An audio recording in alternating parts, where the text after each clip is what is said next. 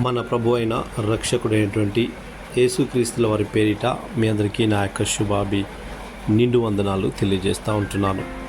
ఈరోజు దేవుని యొక్క వాగ్దానము కీర్తనల గ్రంథము 34వ అధ్యాయము 10వ వచనము.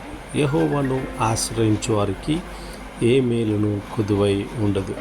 నా ప్రియ సహోదరుడా, నువ్వు నీ జీవితంలో కొదువు ఉందని బాధపడుతూ ఉంటున్నావా?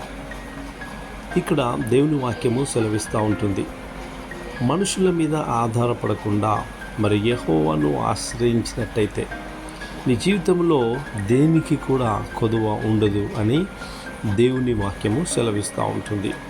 ఎప్పుడైతే యేసుక్రీస్తుని నువ్వు ఆశ్రయించి నీ యొక్క జీవితాన్ని మరి ఆయనకు సమర్పించుకొని ఆయన మీద విశ్వాసముతో ఆయన మీద నమ్మకముతో నువ్వు ఉన్నట్టయితే నీ జీవితంలో అద్భుతాలు జరుగుతాయి.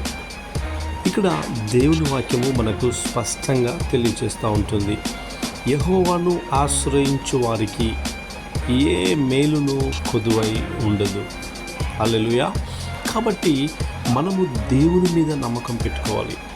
మన జీవితంలో ఎలాంటి కొరత ఉన్నా, ఎలాంటి కొదువు ఉన్నా ఆయనను ఆశ్రయించి ఆయన మీద విశ్వాసం పెట్టుకొని నమ్మకంతో ముందుకు వెళ్ళేవాడిగా మనము ఉండాలి అని నేను ప్రభు పేట మనవి చేస్తూ ఉంటున్నాను. మనుషుల మీద ఆధారపడకూడదు. మరి అలాగే మనుషులను నమ్ముకుంటే కంటే యెహోవాను ఆశ్రయించుట మేలు అని దేవుని వాక్యము సెలవిస్తూ ఉంటుంది.